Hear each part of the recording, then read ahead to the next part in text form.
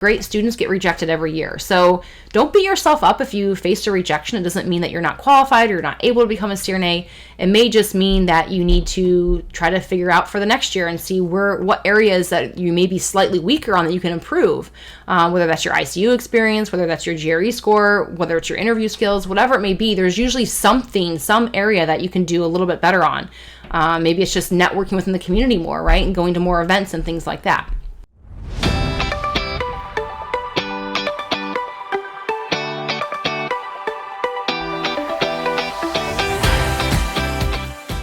How to get accepted into CRNA school on your first attempt. Better yet, it's just 8 steps. So go ahead and click subscribe if you're a new follower. Welcome to the channel. This is CRNA School Prep Academy podcast. Let's get into the show.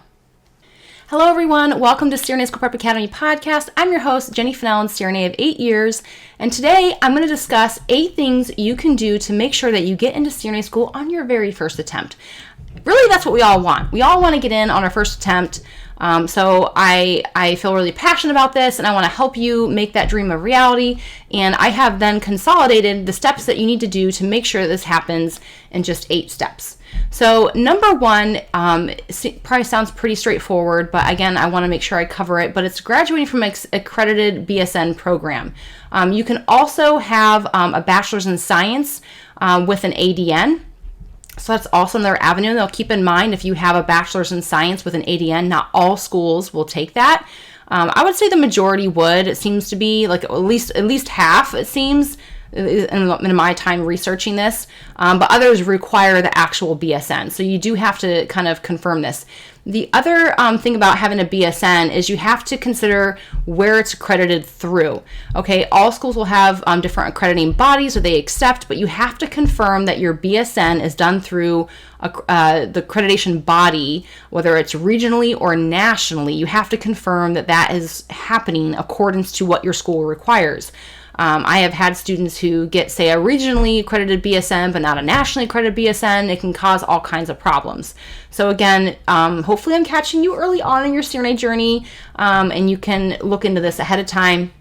For those of you who haven't quite gone on to get your BSN yet, hopefully this, again, catches you in time.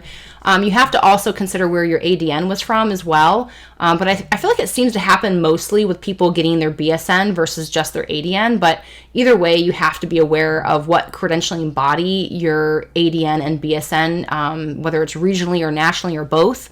Just make sure you're verifying what your CRNA school program requires. And if you can't find it on your CRNA school's website, you have to ask. So I really think the safest is to make sure your school is both regionally and nationally accredited. That's probably the safest bet when you're picking your BSN programs. Okay, so again, that's number 1 is again making sure that you have your BSN or a bachelor's in science with an ADN and checking the accreditation bodies with those degrees. The next thing that I want to kind of discuss when it comes to this is the fact that if you already have an MSN, you can apply to CRNA school. And I've also had people get confused. They're like, well, Jenny, how do I go for my DNP with my BSN? Don't I need my master's first? No, you do not.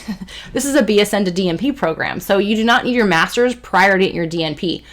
Holy cow, I hope no one does that. Like, that would be awful if that actually happens. But occasionally I've come across people who have asked me that question, so I want to make sure I clarify it. All right, let's move on to step number 2. Step number 2, and again, I'm kind of giving you a brief overview of these steps.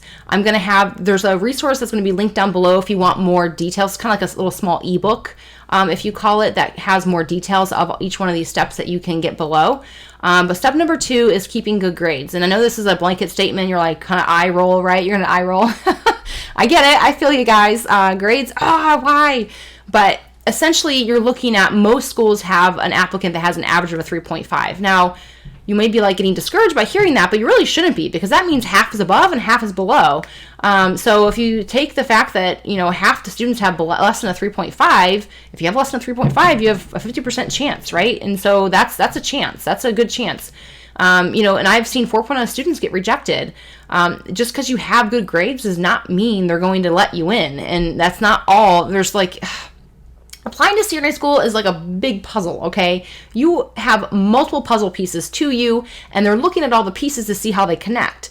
And so your grades is just one aspect of that. So please don't define your self-worth or your success or who you are just from your GPA alone. I made that mistake early on in my own nursing career and just personal career, and it just puts you in a really toxic mindset and a really negative space. It's not until you realize like, hey, I have more to offer than just my grades, and just essentially if you have a past that maybe is less than ideal as far as GPA, it's okay. You can make up for it. Is it going to mean that you have a little bit more work to do than your coworker who doesn't have a low GPA? Yeah, it does mean that you're going to have a little more work to do, but are you willing to do a little more work? I would say so. You're here listening to the podcast. And so I guess don't compare yourself to someone else and think, oh, they have it so much easier, because they're going to have their own battles, right? They're going to have their own things.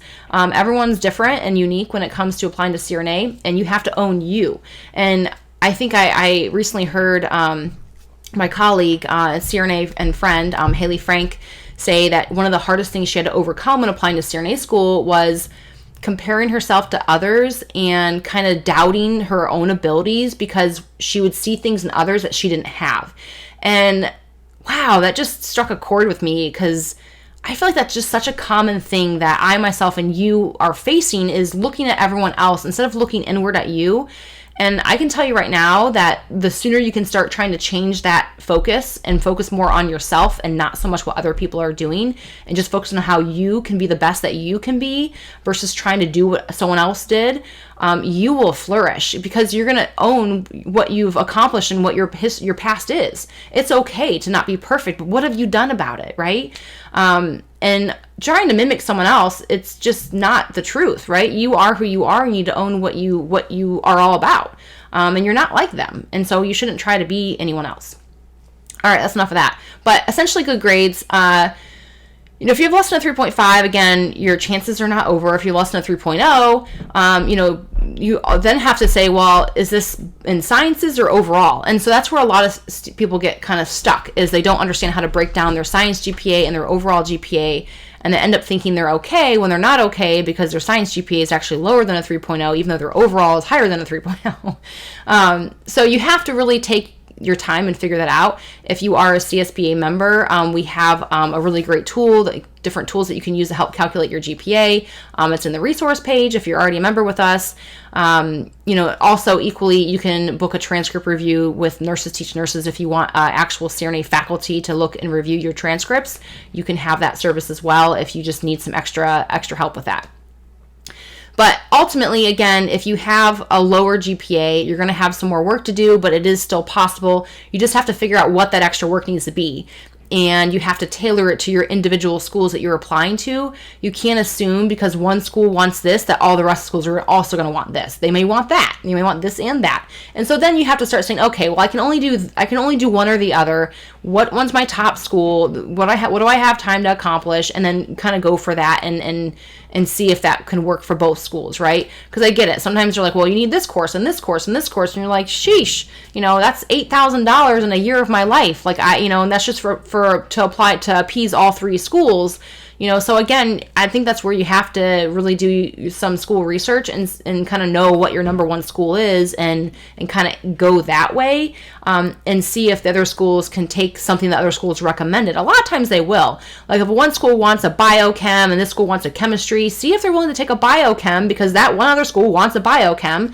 They may be willing to accept biochem instead of regular chem, but they may be like, no, we need organic chem. If you don't get organic chem, then that won't count. So again, you have to kind of gauge what schools are willing to, because they know that you're probably trying to appease other programs as well. I don't think any school would see taking additional courses as a negative, right? Would it be what their first choice was for that particular course for you? Maybe or maybe not. But if it was what your number one school wanted you to do, then I think that's the way you need to go. And then try to do the best you can with all the other recommendations from your other programs that you're also going to be applying to. But try your best to keep good grades. I know it's much easier said than done. I get it. But I guess, I see a lot of students who early on in their nursing career path are like, oh, nursing's it for me. I'm never going to go back to school. I never want to go back to grad school. And that's a huge mistake because unfortunately you can close a lot of doors that way. And I'm not just speaking to CRNA. I'm speaking to just grad school in general. So again, and remember that, 4.0 students, they get rejected. Okay. Just because you're 4.0 does not mean you're guaranteed a spot. I have so many students who are like, Jenny, I just don't understand. I have better GPA, more ICU experience, a better GRE, and yet they got in. Well, How have you honed it on your interview skills? Like, have you at least thought about that as potentially being a problem? Usually that's what ends up being the hiccup, is they need to practice their interview skills. So again, know that just because you have more doesn't mean you're going to be more successful. You have to kind of have, again, all the puzzle pieces have to kind of fit just so.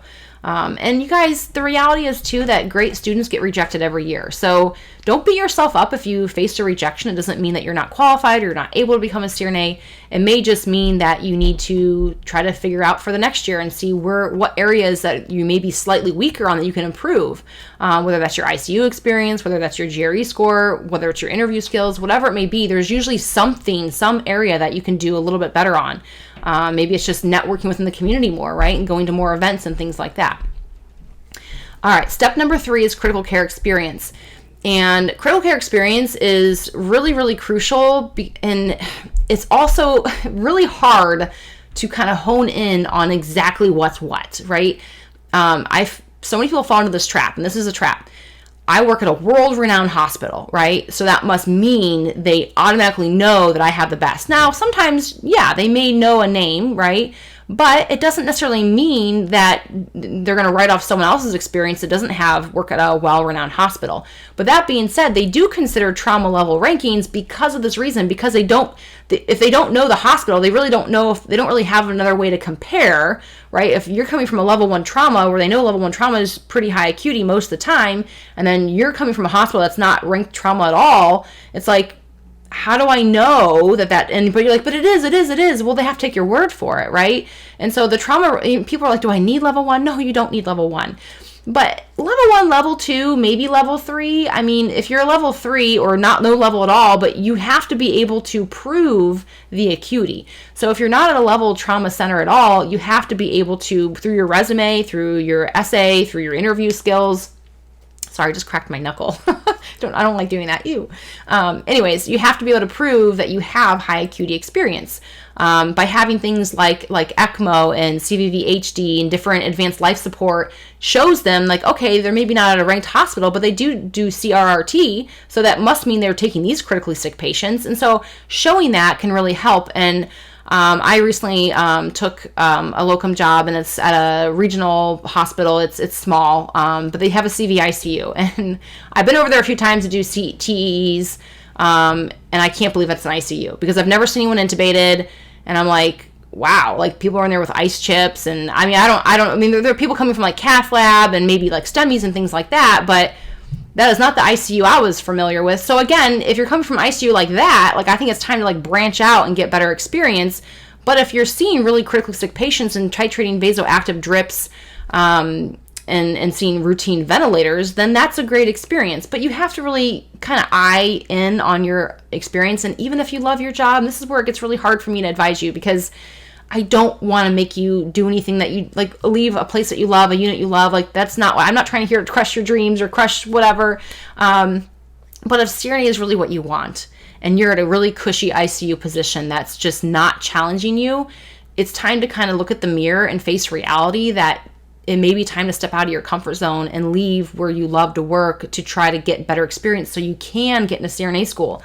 You can always risk it and try to apply with the experience you have, but in your gut, if you know that this is probably not going to be a good enough experience to excel as a nurse anesthesia resident and in the interview process, it's probably not. Like you got to listen to that gut instinct, right? So as much as I hate to be the bearer of bad news, I'm not trying to be Debbie Downer, but it's just the reality that you're kind of faced with. And I've had students, you guys, because I've also had students like, well, Jenny, the closest level 1's an hour away. I'm like, that does stink. But I know students who are traveling an hour away to get that experience, and they are applying to CRNA school. So when they look at two applicants and they say, you both come from the same hometown, you work here at this regional hospital that's a very basic ICU, this person lives there too, but they're traveling an hour away to go to this level 1 trauma center in a big city. Well, it's clear that this person who's willing to travel an hour away probably wants this more and is getting the better experience, and so that's who we're going to interview. It's just the reality of it, you guys. Most CRNA schools have plenty of applicants who will have this experience, and so if you're not willing to leave to get that experience, you're just not going to be able to put your best foot forward, and you may or may not be successful because of it. So I'm just being real with you guys, that you may have to travel to get the ICU experience you need to be successful for CRNA school. And then let's just kind of address, get it out in the open, that there are some units that I don't know why they're considered ICU, but they're not. Those being like PACU, PACalab. But I was going to say cath lab and PAC lab together is PACalab. So PAC lab, cath lab, OR, pre-op, that's not ICU. Now you're going to be like, well, I know somebody got in with cath lab experience. Okay, but did they just have cath lab experience? I would say that's probably very unlikely that they just had cath lab experience. And that being said, the NBCRNA studies where all these students get their ICU training at, and they look at board passing rates, and they compare what units they work in. And schools look at that because all the schools really want is to keep their doors open. And to keep their doors open, they have to have a certain pass rate for each one of their cohorts, or they don't get reaccredited and they close down. And so they look at these things, they look at the stats. Stats, even though stats, sometimes you're like, oh, that's not fair. Well, stats are stats. I mean, it's just, it's reality. And that's all sometimes these schools have to go by. And so they may essentially judge you by your ICU experience based on a stat that tells them that students who work in the ER are usually less successful than someone who works in the CVICU, which is why I hear all the rage about CVICU because, oh, CVICU. And yes, they do tend to have high board passing rates, but so does SICU and so does MICU. And actually, PICU has been knocking everyone on their butts lately because they have also equally had high board passing rates. So don't discredit yourself if you're a PICU nurse. But also keep in mind, not all schools take PICU. So don't get too far. Do your school research, know what they consider. Now, one last thing I want to leave you on the step 3, and again, there's more to it, which is why this is a really kind of tough area, is that, not all schools are the same, and some schools will say on an individual basis. If you hear the word individual basis, it means it's not preferred. So that's what it means. It's not preferred, but they will consider it. So just question that when you're picking and when you're choosing what ICU experience you're going to have for CRNA school. Are you going to pick a non-preferred unit or a preferred unit? And I feel bad for the ones who are like, well, my heart, my soul's in NICU and PICU. I want to stay with the kids.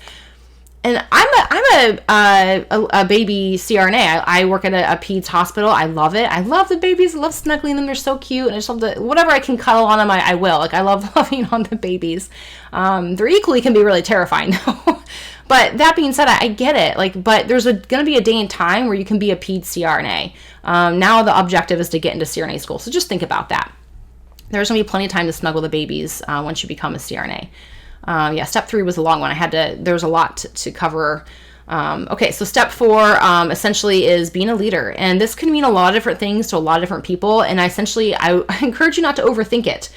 Being a leader is essentially just picking what fuels your soul and going with it. And this could mean being involved in different committees and volunteer activities and showing up to different conferences and events and, and precepting and being a mentor and being a resource. And, so there's a lot of things this could mean. For me, I volunteered doing research when I was a nurse with an attending for my unit because I wanted to educate myself, right? I wanted to have something like that under my belt just for the experience. So that ended up being kind of like what I did that kind of set me apart. So just find something that, again, you're interested in and try to run with it. All right, step number 5 is job shadowing, which I can't say it's so important to start this early because it can be hard to find. We are in the process of trying to find shadow experiences for our community. It's a big to do, but we are doing it because I am so tired of this being a roadblock. I'm done with it. I want to put it in the garbage can. I want to say, no, you don't. Here's a shadow opportunity right here. Come take it. So we're embarking on that now, but give us some time. We're hoping it's ready by 2023, but at the time you're hearing this, well, I'm recording it's October, but at the time you hear this is November. So again, we're hoping and praying that we can make some progress in this venture. But shadow, you have to job shadow. Not just once when you're 18 years old. I mean, sometimes it's all students get is like maybe in nursing school and they never do it again. But I don't know. I don't like that. I mean, if that's all you have, it's all you have. Most schools will require at least 1 or 8, or sometimes they do 16, 24 hours. I mean, all schools are different as far as whether they require a certain amount of hours, whether they just require a certain amount of experiences, whether they just require or recommend it. And you know how I feel about recommendations. If you've listened to this podcast enough, please, I know you know how I feel about recommendations. They're not recommendations. I'm going to do it.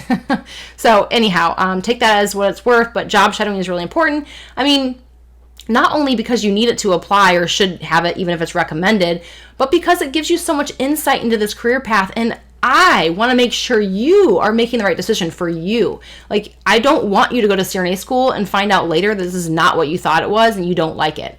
The only way to really see what we go through is to physically see it.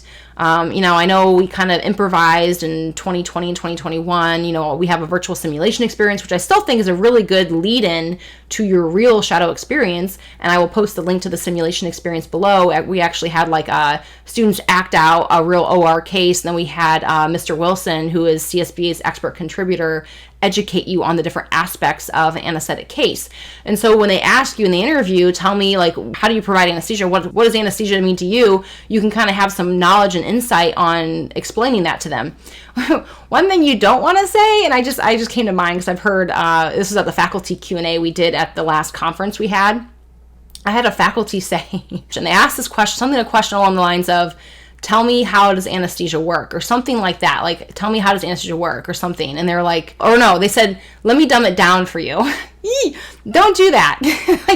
That is not what you want to say. Let me dumb it down for you. Ooh, that's offensive. But of course, as soon as that student said that, well, let me dumb it down for you. And they try to give an explanation because clearly they didn't know how to explain it in detail. But they essentially said, well, because you're dumb, I'm going to explain to you how it works from my basic viewpoint.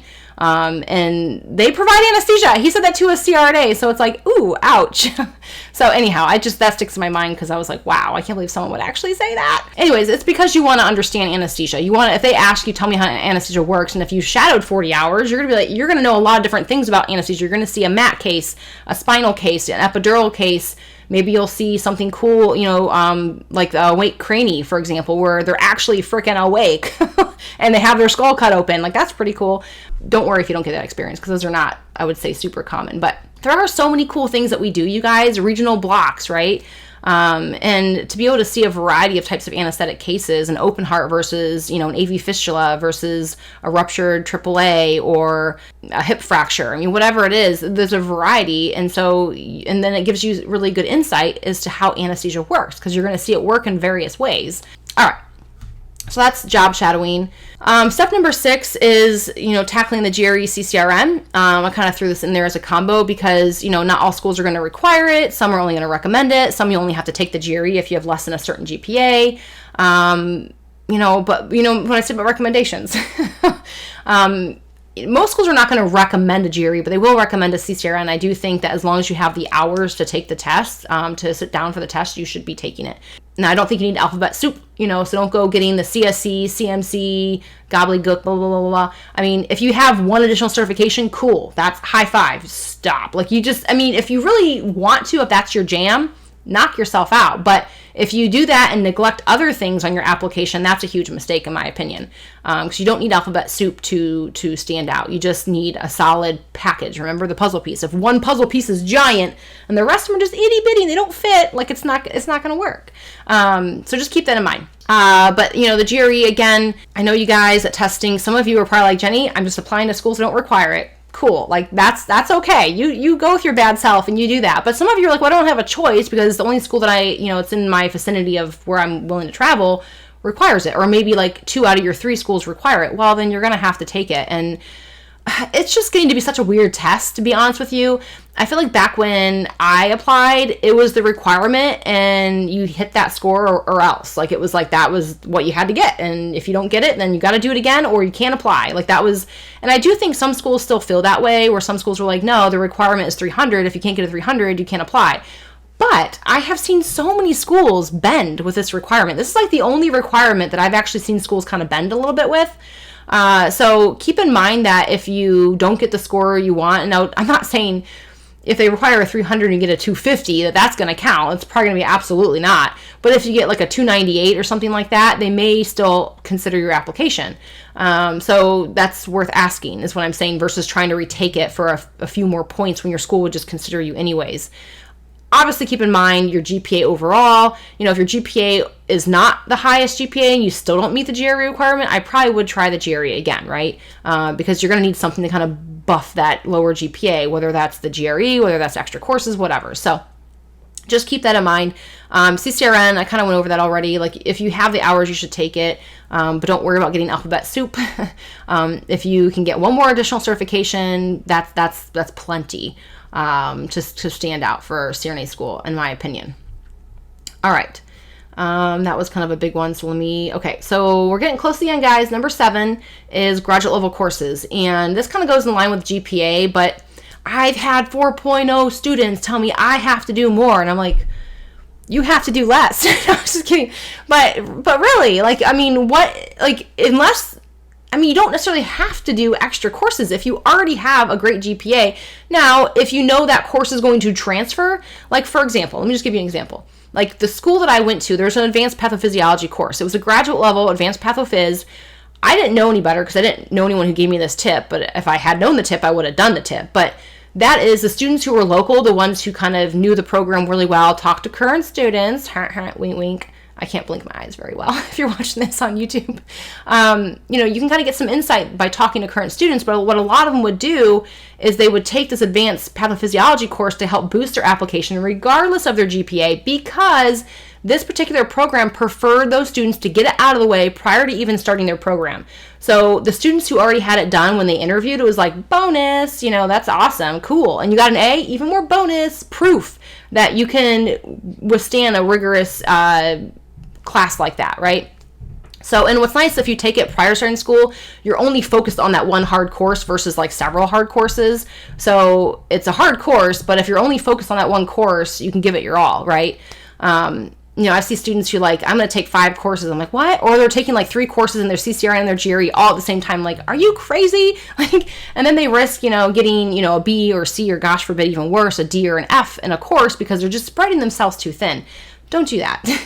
But yeah, consider graduate level courses when you need them, but don't just take one to take one. Like, if you're a 4.0 student, already have maxed everything, and you're going to take a course that won't transfer into your school, you're essentially just taking money and kind of tossing it out the window. They're going to have their own pathophys they want you to take. You don't need to take someone else's pathophys. You already have a 4.0.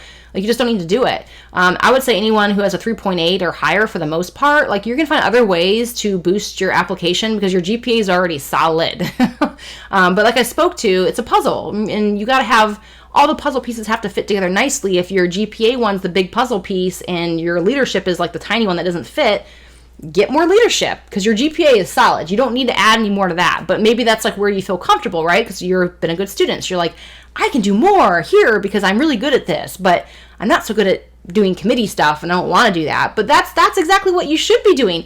Things that you don't want to do usually in life are things that you should probably challenge yourself to do because it's an area of weakness. It's an area that you can grow.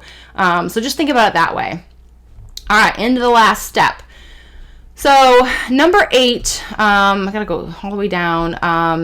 So this one, I feel like I just talked about this in the last podcast that I did. I mentioned this briefly, but prepare thoroughly for your interview. No surprise, but I mean this in all seriousness, that I see students apply to CRNA school and then think, oh, I'm not gonna get asked to interview, and then they get asked to interview and they freak out and they're like, ah. And sometimes these students literally have a week notice or less. I've had students who get called to interview the next day. They're like, oh, I guess I got to call off work to come to this interview. Okay. But I'm not prepared because they just didn't think they're going to get asked. And so if you're applying to CRNA school, you have to assume you're going to get asked for interview. Okay. But the other mistake I see people make is they're juggling a lot of things, and I get it, you are, but build in studying for the interview all along. From the time you decide CRNA is for you, you should make it a point to do little things. And trust me, if you do little things, you're not going to feel as overwhelmed trying to do everything all at once, right? Because again, a lot of you are taking courses, you're doing the GRE and the CCRN, and so that's a lot to try to cram in 2 hours of studying for, the interview. But the reality is a lot of you are faced with 2, 3, 4 hour plus days studying for the interview because you hadn't been doing it all along. If you've been doing it all along, the year leading up to applying to CRNA school, you may only have to spend a half hour, 45 minutes a day while you're actively preparing for the interview versus someone who didn't, and now they're spending 4 or 5 hours a week, an hour a day or something a week. So again, keep that in mind when you're on your CRNA journey, is to prepare thoroughly. And another mistake I see people make is they will just prepare for what they think the interview style is or what the questions they think they're going to get asked. That's a huge mistake. So they can ask you anything, first off, so don't focus on the actual questions as much as you do the style and practicing a variety of those types of style of questions. But know they can throw you curveballs, and they change up the interview panel year to year most of the time, and they tend to have favorite questions. Yes, that is true. But they know students talk, and they're not going to ask even the same person interviewed right before the same questions the next interview, because they know people talk, and they want to catch you off guard so they can get real authentic answers from you. So that's kind of my overall picture advice for interview prep, is to make sure you're very thorough. You're hitting the EQ questions, the pathophys, the pharm, and worst case scenario, if you don't get asked any pathophys and pharm, well, now you're just better off to start your program, because now you've buffered that knowledge base, right? I would never consider it a waste of time because it didn't ask me any of those questions. Like, that's not a waste of time. You still grew and learned from that experience, and that is a win. So that is my overall 8-step advice. If you want it in more detail, and there's like a little mini ebook that I will link to below. It's like the 8 steps, and again, I go into more detail in that guide. You can get it down below. I think it's just $12.99. It is cost. It's $12.99. So I want to make sure I'm upfront and transparent about that. But again, you can grab that ebook below. And thank you guys for tuning in so much. I appreciate you. We will see you next week. All right, bye-bye. Hey, future CRNA. As always, I appreciate you and your loyalty. Thank you so very much for tuning in this week. I'd love to hear from you, so screenshot this episode and share it to your IG stories with your biggest takeaway. Don't forget to tag me at CRNA School Prep Academy so I can personally thank you. Be sure to head over to CRNASchoolPrepAcademy.com to check out our blog and gather free resources to help you along your CRNA journey. Stay strong, and I'll see you next week.